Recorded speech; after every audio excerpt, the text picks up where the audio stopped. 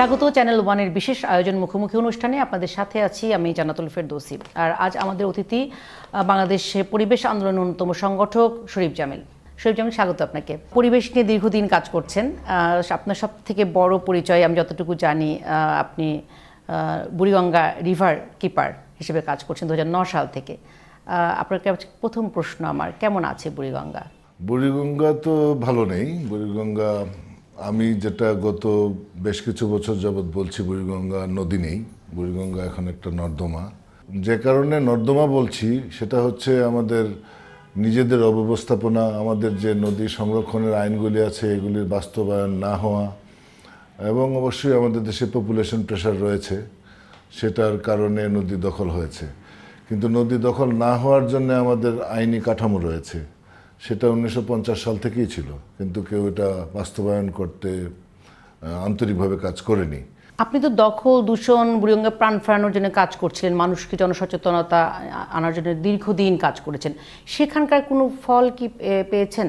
বুড়িগঙ্গা নদীটা ধ্বংস হয়তো বিলম্বিত হচ্ছে, এটা আপনি বলতে পারেন। আমাদের দেশে বহু নদী হারিয়ে গিয়েছে। আমাদের আন্দোলন যদি না থাকতো হয়তো নদীটা আর থাকতোই না, এখন আমরা এই আলোচনাটা হয়তো আর করতামই না।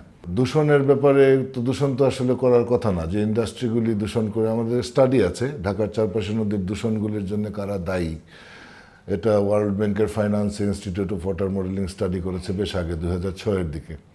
তো তখনই দেখা গিয়েছে যে ইন্ডাস্ট্রিগুলির দায় সবচেয়ে বেশি, 60%-এর চেয়ে বেশি।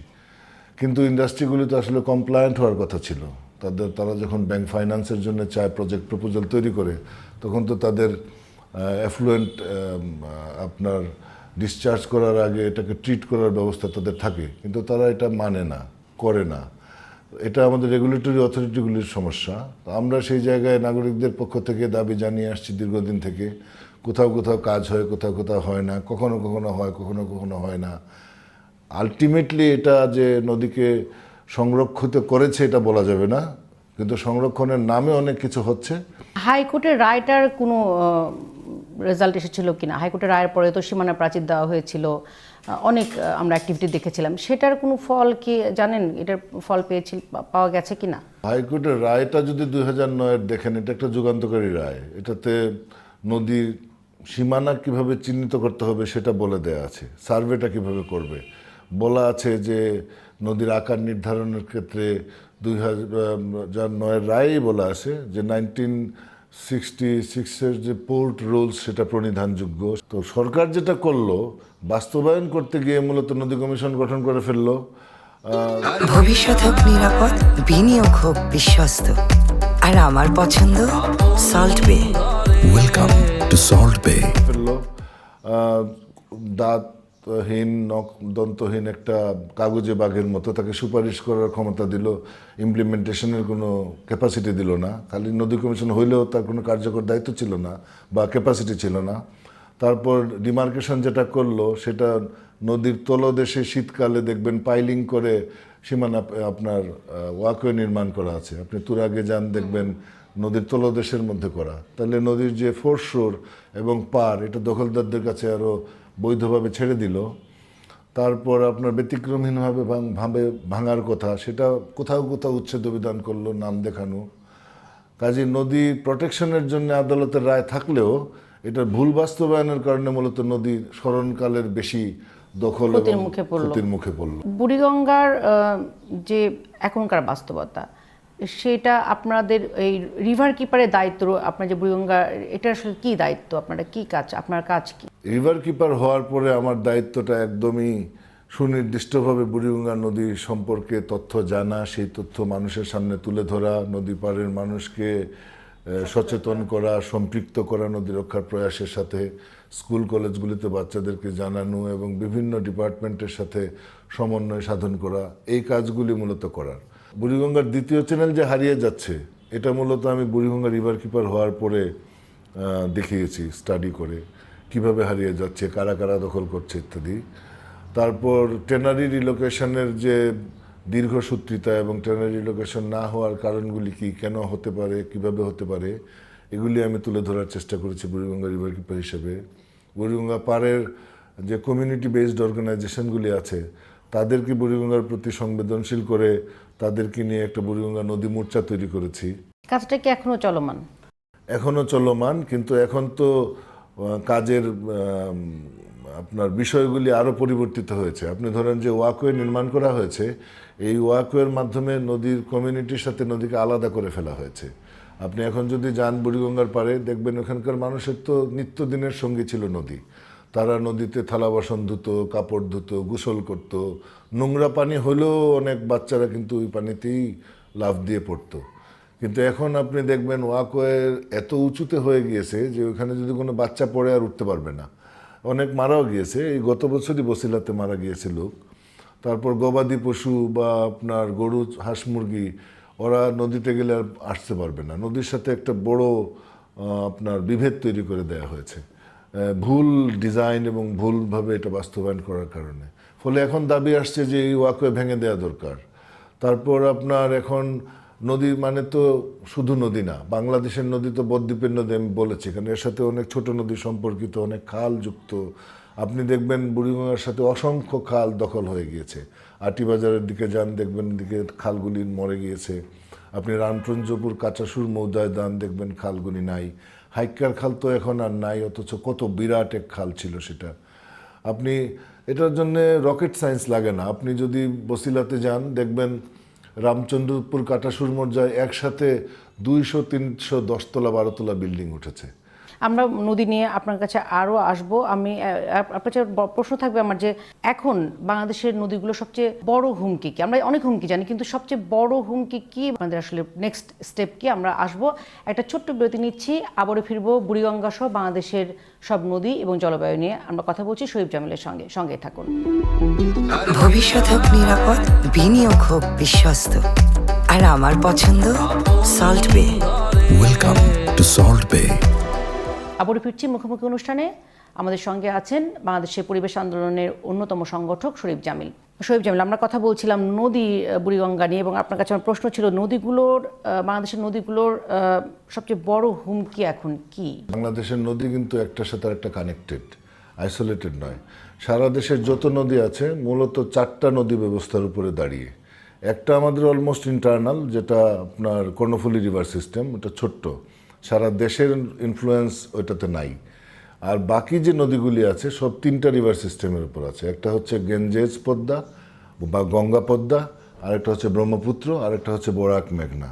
যেহেতু নদী ব্যবস্থাটা পুরাই ট্রান্সবাউন্ডারি নদী ব্যবস্থার উপর দাঁড়িয়ে আছে, সেই জন্যে উজানের দেশসমূহ, বিশেষ করে ভারতে, যদি একতরফাভাবে পানি প্রত্যাহারমূলক প্রকল্প বাস্তবায়িত হয়, তাহলে আমাদের দেশের নদীগুলি তার যে প্রাকৃতিক যে প্রবাহ এবং তার যে প্রাকৃতিক আকার, এটা নষ্ট হয়। কারণ নদীর তো স্বাভাবিক একটা চরিত্র আছে।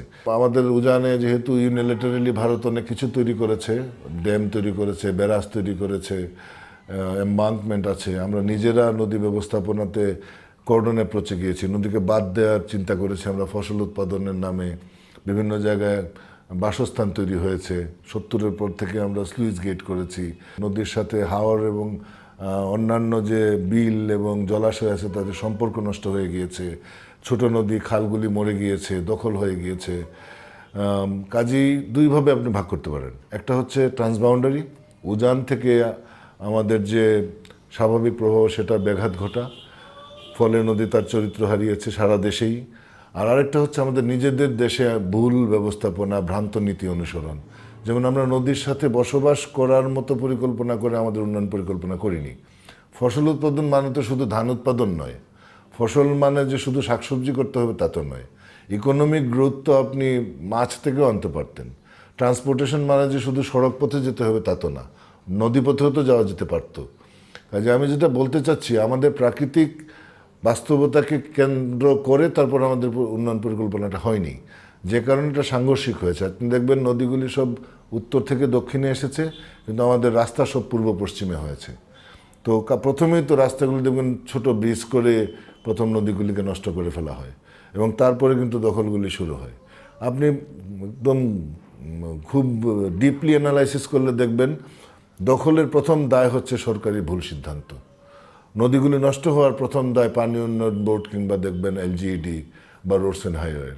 সরকার যখন এই সিদ্ধান্তগুলো নেয় বা করে, তখন কি যেমন হাওড়ে যখন বাদ দেওয়া হলো বা বড় রাস্তা হলো কিশোরগঞ্জ আমরা দেখছি, এই সময়গুলোতে কি হয়? এক্সপার্টিস ওপিনিয়ন, আপনাদের অভিজ্ঞতা কি বলে যে এই সমন্বয়হীনতা থাকে কোনো? আপনি দেখবেন সরকারি কর্মকর্তা যারা আছেন তারা নিজেদেরকে একটা অন্যরকম এলাইট শ্রেণী মনে করেন।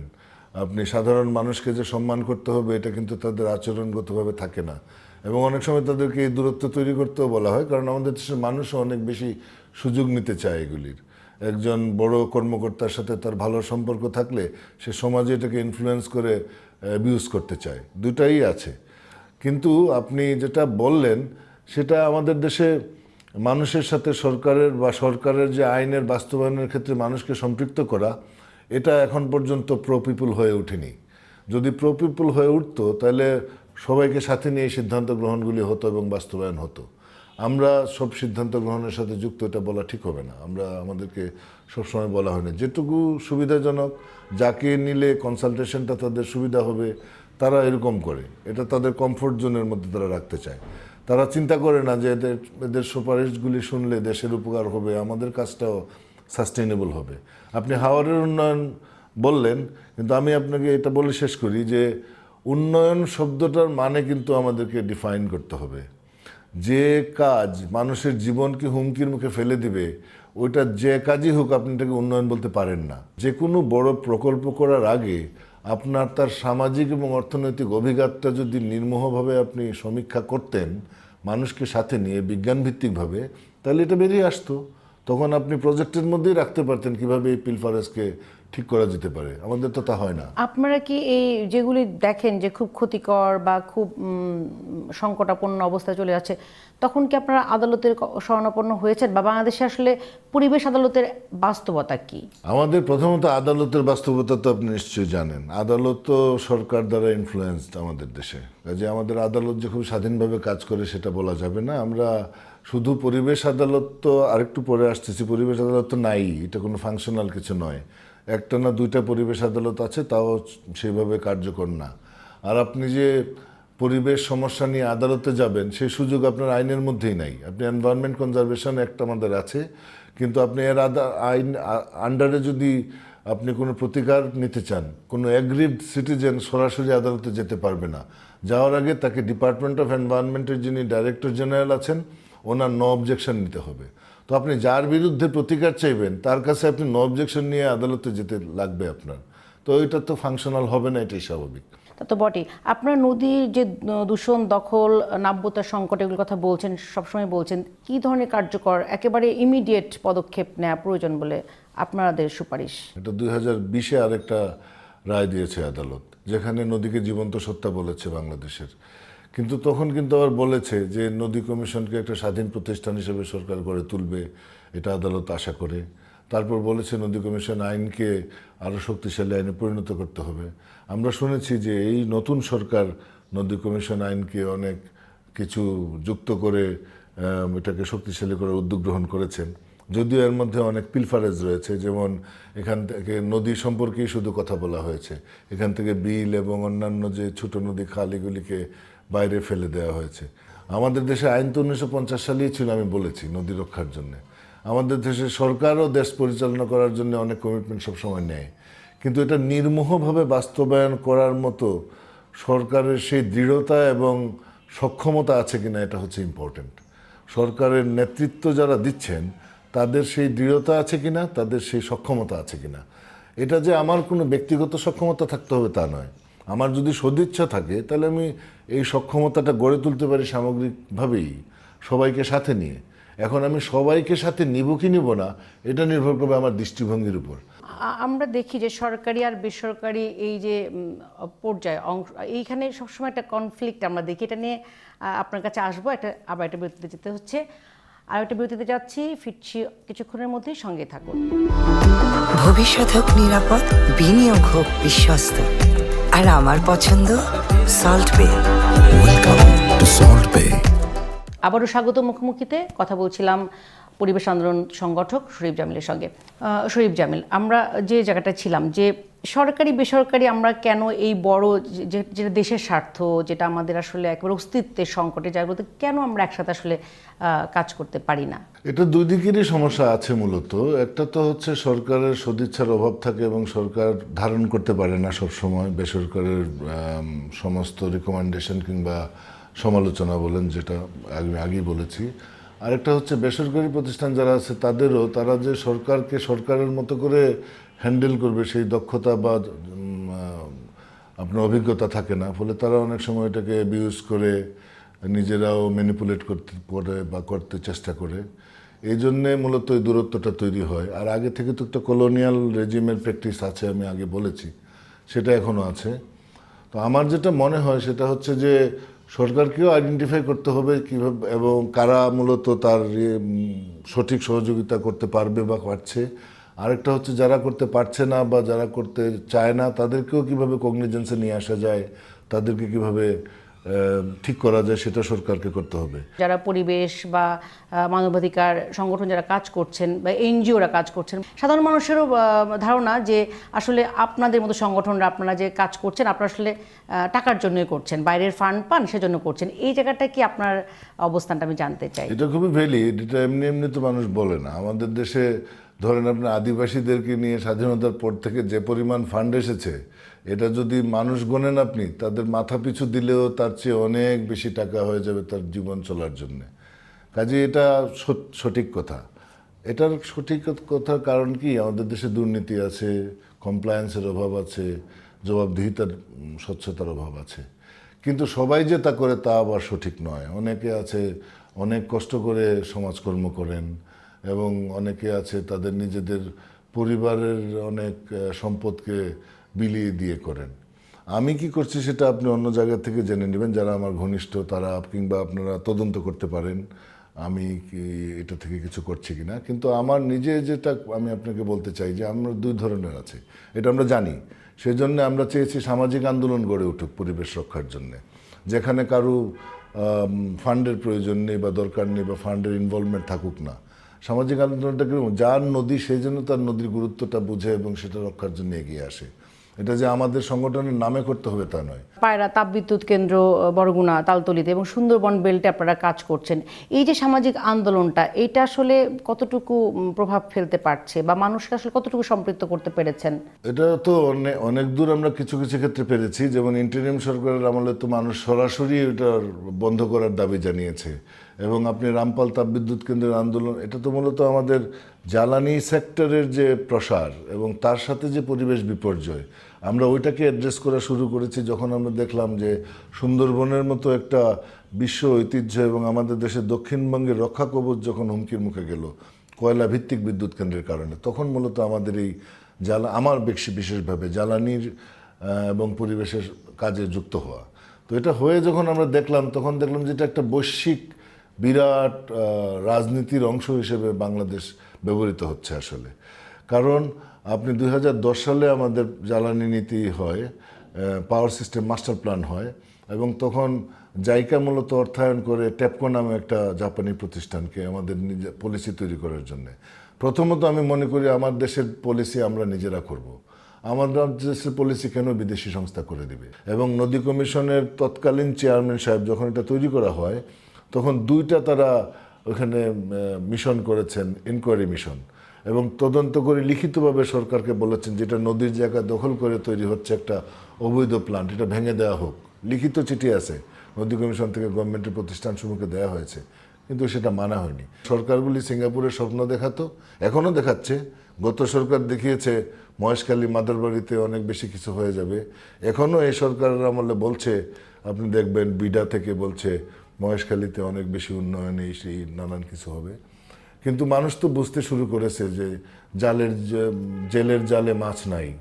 আপনি যখন একটা জেলে 4 জনের পরিবার নিয়ে এক সপ্তাহে বরগুনাতে আমাকে কাঁদতে কাঁদতে বলেছে 1700 টাকার মাছ পেয়েছে, এক সপ্তাহে কি 1700 টাকায় 4 জনের পরিবার চলতে পারে? কাজে সে তো বুঝতে পেরেছে যে আমার মাছ তো চলে গিয়েছে এগুলির কারণে। তারপরে আপনার কৃষকের জমিতে কৃষি নাই। আপনি যখনই একটা বিদ্যুৎ কেন্দ্র হয়, বিদ্যুৎ কেন্দ্র তো একা আসে না, সে তো চারপাশে একটা ইন্ডাস্ট্রিয়ালাইজেশন নিয়ে আসে। ফলে আমাদের দেশের 70% পার্লামেন্টারিয়ানরা হচ্ছে বিজনেস কমিউনিটি থেকে এসেছে। এইখান থেকে আমরা আসলে কিভাবে বেরোবো, সমাধান কি? আপনার কোনো আশার আলো দেখছেন? একটা তো হচ্ছে মানুষকে জাগতে হবে, মানুষকে জাগাতে হবে, ঐক্যবদ্ধ করতে হবে। আরেকটা হচ্ছে রাজনৈতিক নেতৃবৃন্দ তো বারবার হোঁচট খাচ্ছেন, কিন্তু তারা সঠিক শিক্ষাটা নিচ্ছেন না, এটা হচ্ছে সমস্যা। আমরা তো মানে গ্লোবাল ওয়ার্মিংয়ের একটা বড় শিকার। ওই জায়গাটাতে আসলে চ্যালেঞ্জটা কোথায়? আমাদের সরকারগুলির এই দেউলিয়াত্ব কেন? ধরেন আপনি এখনও, আমি গতকালকে শুনলাম অর্থমন্ত্রী বললেন যে আমাদের এই বাজেটে আমরা নবায়নযোগ্য জ্বালানিকে সর্বোচ্চ সুবিধা দেব। এই সর্বোচ্চ সুবিধাটা বলার শুনেই আমার না মনটা খারাপ হয়ে গেল, যে ওনার এই চালাকি শব্দটা করার দরকারটা কি? উনি তো বলতে পারতো যে আমরা নবায়নযোগ্য জ্বালানি থেকে এবার কর মকুফ করে দিব। আপনি যদি এটার বিস্তার চান, আপনি এটাকে ট্যাক্স আরোপ করছেন কেন? আপনি পাকিস্তানের এক্সাম্পল দেখেন। পাকিস্তান 2018 সাল থেকে এখন পর্যন্ত $12 বিলিয়ন সেভ করেছে শুধুমাত্র আপনার ইম্পোর্ট না করার কারণে, যেটা রিনিউয়েবল এনার্জি মিট আপ করেছে। এটা একটা রেটরিক বলা হয় যে এটা কৃষি নির্ভর দেশ, আমাদের জমি নাই, জ্বালানির সৌরশক্তির জন্য জমি লাগবে। এটা বাজে কথা। আপনি রিনিউয়েবল হচ্ছে টেকনোলজি, এটা দিন দিন আপগ্রেড হবে, এটা দিন দিন চিপার হবে। আর জীবাশ্ম জ্বালানি হচ্ছে কমোডিটি, এটা নির্দিষ্ট পরিমাণ, এটা দিন দিন এটার দাম বাড়বে, এটা জলবায়ু পরিবর্তনের জন্য 70%-এর বেশি দায়ী। আমি কেন জীবাশ্ম জ্বালানির বিস্তারের দিকে এখন যাব, যখন সারা পৃথিবীটা থেকে চলে আসছে এবং আমার অফুরন্ত সম্ভাবনা রয়েছে নবায়নযোগ্য জ্বালানিতে? আমাদের সময় ফুরিয়ে এসেছে, শেষ করতে হবে। খুব ছোট করে, আপনি তো দীর্ঘ সময় পরিবেশ আন্দোলন করছেন, আপনার চাওয়া কি?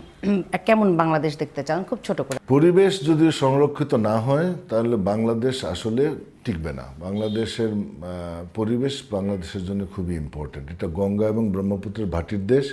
আমরা গঙ্গা ব্রহ্মপুত্রকে বঙ্গোপসাগরে যাওয়া ঠেকাতে পারবো না। কাজেই আমরা যদি চিন্তা করি প্রকৃতির সাথে যুদ্ধ করে আমরা আমাদের দেশকে উন্নত করব, এটা একটা ভ্রান্ত চিন্তা। আমি চাই আমাদের দেশের সরকারগুলি এটা অনুধাবন করুক যে যখন পরিবেশ নষ্ট হয় তখন সেটা জনস্বাস্থ্য, অর্থনীতি, শিক্ষা থেকে শুরু করে সব ক্ষেত্রেই নেতিবাচক প্রভাব ফেলে। এবং এটা রাজনৈতিক নেতৃবৃন্দ কিংবা সরকারের যারা পরিচালনার জন্য কাজ করেন তাদের জন্যও এটা নেতিবাচক প্রভাব ফেলে। তাদের অদূরদর্শিতা কিংবা আরও বেশি চিন্তার কমতির কারণে তারা এটা বুঝতে পারছেন না। আমি চাই সরকার যারা পরিচালনা করেন তারা যেন এটা অনুধাবন করেন এবং তারা বিজ্ঞানভিত্তিকভাবে মানুষকে সাথে নিয়ে যেন এই দেশটা পরিচালনা করার চিন্তা করেন। অনেক ধন্যবাদ শরীফ জামিল। আমরা কথা বলছিলাম বাংলাদেশের পরিবেশ আন্দোলন কর্মী শরীফ জামিলের সঙ্গে। আজ এ পর্যন্তই, সবাই ভালো থাকবেন।